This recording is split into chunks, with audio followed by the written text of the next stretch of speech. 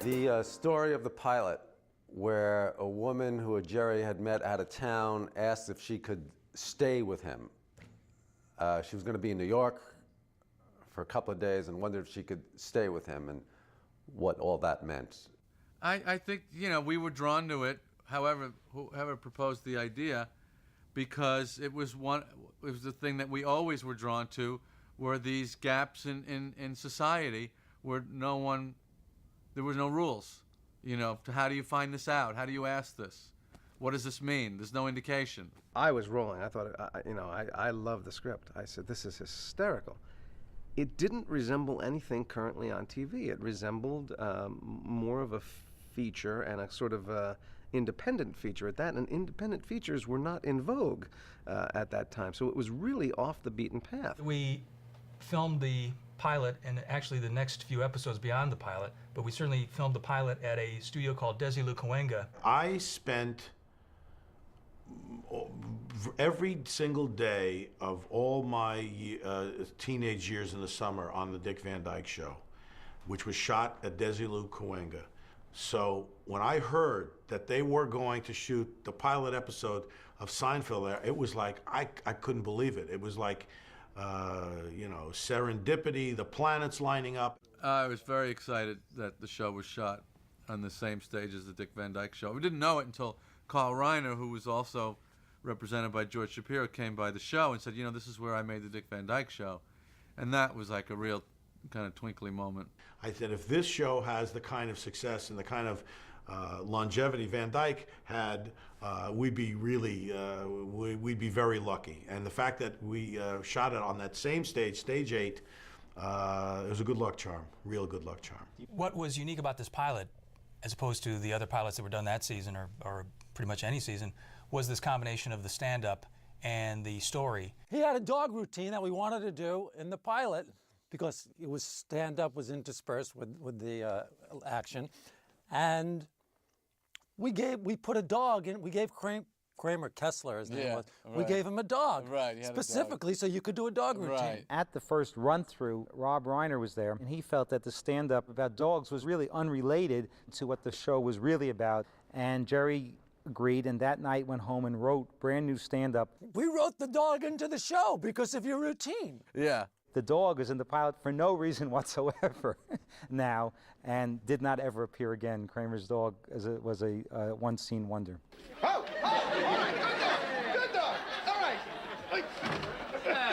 He really likes you, George. Well, that's flattering. I am very forgiving of anything I do on film because it's, my little internal motto is, at that time, being who I am and knowing what I knew, that's the best I could do. If I was asked to film it a week later, it'd probably be a totally different thing. I thought Jason was so sharp and on the ball and straight to character. I was so impressed with that because I was still mulling over how I wanted to play this character during the pilot. I wasn't sure, and I wasn't getting much feedback.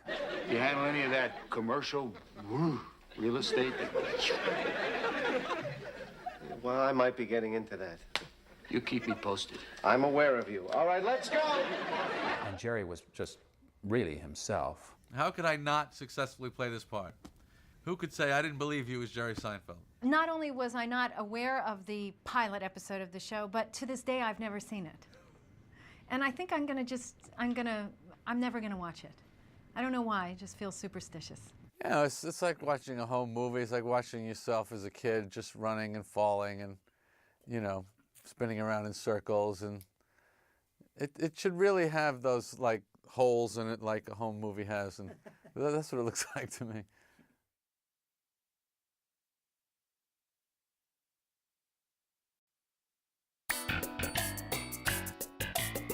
Elaine showed up following the pilot after the show was picked up, and she, the actual character name was Eileen, and she was Jerry's platonic girlfriend. When I got there, a lot of people knew each other. I didn't know a lot of people. So whenever as an actor you go to a job and you don't know, it's like going to a new school and you're trying to sort of suss out, who's in charge of what and who is what they say really, is that really what it means? And you're trying to find a place for yourself. I remember Julia showed up wearing cowboy boots, and I said, ah, yes, this is our girl.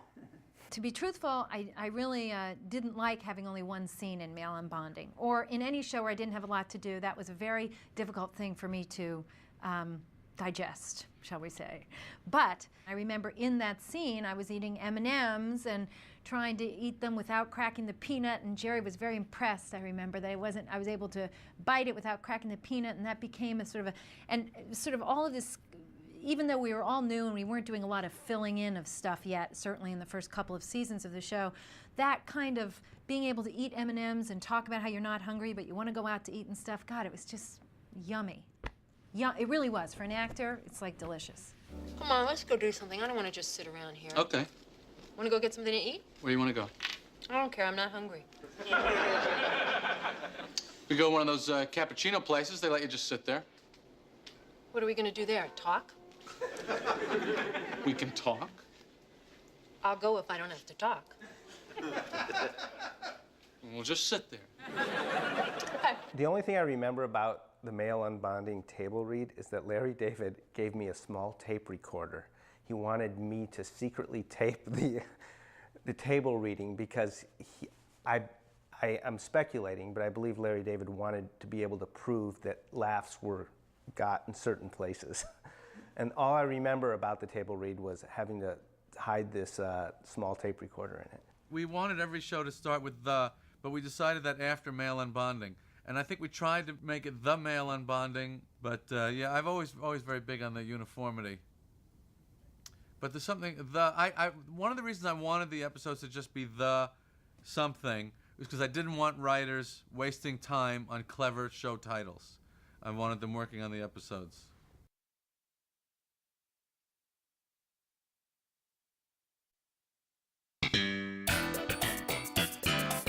The Stakeout, which was based on an incident that actually happened to me when I was with a woman who I had dated, Monica Yates, after we were dating. And we were at this restaurant, and there was this other woman who I kind of had my eye on, and I couldn't quite go into high flirt gear right in front of her. And so I knew the building, somehow in the conversation, the building she worked at, and I actually did the stakeout move. If I see her, what do I say that I'm doing here in the building? You came to see me. I work in the building. What do you do? I'm an architect. You're an architect? I'm not. I don't see architecture coming from you. I suppose you could be an architect. The first mention of Art Vandelay was in the Stakeout. I don't know an Art Vandelay. It's just something that came out. Art Core. Art Core. Valet. Corvalet? Yeah, right. Well, what does he do? He's an importer. Just imports? No exports? He's an importer-exporter, okay? Wait a second. That's her. On the right. I forgot who I am. Who am I? You're you. We're having lunch with Art Corvalet. Vandelay. Corvalet. Let me be the architect. I can do it. I can do it. It's a complete stall. The action of that scene is the girl comes in and we have to do the meeting. But the whole 4, 5, 6 pages of, you know, we're in the import-export business. What do we import? You know. The fact that people are just hanging out in a video store looking for a tape, just talking about nonsense, nothing, God, it was so appealing. Being able to wear jeans and a jacket and sort of dress sort of like a regular person, I love that. I don't believe you've seen this. Oh, lovely. Yeah. What do you think their parents think? So, what's your son doing now, Dr. Stevens? Oh, he's a public fornicator. And also there was a porno joke in the video store. And I thought that was really racy. Imagine, I sound like my grandmother. Racy. That is so racy to talk about a porno tape. But anyway, it really was racy actually for its time. In the Stakeout episode, Jerry's parents made an appearance. And we really only had one casting session to cast the parents. I walked into this little room, and there was Jerry sitting with somebody. There was Larry David, and I don't know, there was about 5 people in there. And I looked at Jerry, and he smiled at me, and I smiled at him, and I said, "I'm a fan of yours." And he said, "Thank you very much." And I sat down and I read, and they all laughed, and I left. And by the time I got home, I had the job. You know, Jerry, we don't have to do this. What are you talking about? It's fine. I love having you here. Tomorrow we'll go to a hotel. Ah, will you stop? No, why should we take over your apartment? I don't care. I'm sleeping next door. Your friend Kramer doesn't mind? No, he's making a bouillabaisse. Phil Bruns was cast as Morty in the original episode. Phil did a good job. After that episode, though, Larry and Jerry wanted a harsher parent. When we did recast, we ended up going with Barney Martin for the role. When I went in and auditioned for Seinfeld, I had no idea that somebody else had established the part. I didn't know that at all, no. But it wouldn't have mattered. I mean, I'm happy to have gotten the part. But I think that I only went through half the audition before they said, "That's enough," you know. I had seen him in the movies that he'd done, and I knew of Barney, and I had seen him on Broadway, so it was kind of a treat. Whenever I would watch TV, I would always notice that somebody could have a terrible illness on one show or get fired or something, and then the very next show, he's in robust health and he has another job. So nothing, from one show to the next show, there was never any continuity. Nothing ever seemed to match what went on before, as if the characters had no history.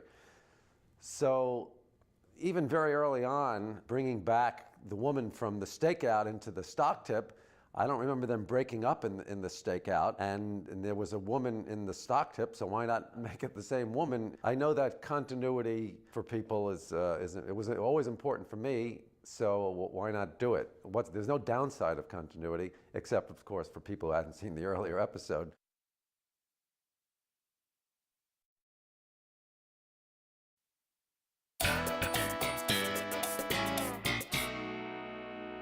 The robbery was, I had this apartment on 81st Street that was getting robbed pretty regularly. In real life, they cut right through the wall from the hallway to go into his apartment and rob it. And I remember that, and maybe that was the seed for the idea.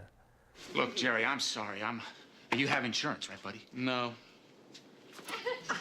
How can you not have insurance? Because I spent my money on the Clapco D29. It's the most impenetrable lock on the market today. It has only one design flaw. The door must be closed! During the filming, the show had a lot of problems and something needed to be fixed. And I remember coming up with this solution to fix the story. And after I came up with that, like the next day,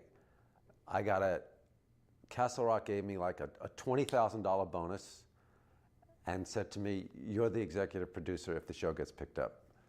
And that was kind of a bit of a turning point for me. There was an earthquake when we were shooting the Ford. It'd be interesting to know if any of the other guys remember that during rehearsal, and we all went running out. You know, not a native Californian, but I had heard, in the case of an earthquake, stand in a doorway, which I never understood anyway, but stand in a doorway, I guess because they're reinforced and, you can kind of run either way. And I guess it's, my wonderful acting training. I did stand in a doorway of the set, which has no roof, and the light fixtures are swinging above me, and, people are looking at me like, what the hell are you doing? I went, doorway.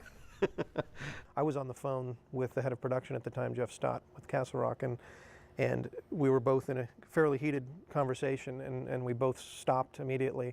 And there was this pause, and then I was waiting for him to say it, but then I ended up saying, "Did you feel that?" And I looked out, and the whole palm trees were swaying. Then I looked around the corner and saw everybody running off the stage, just like it was on fire.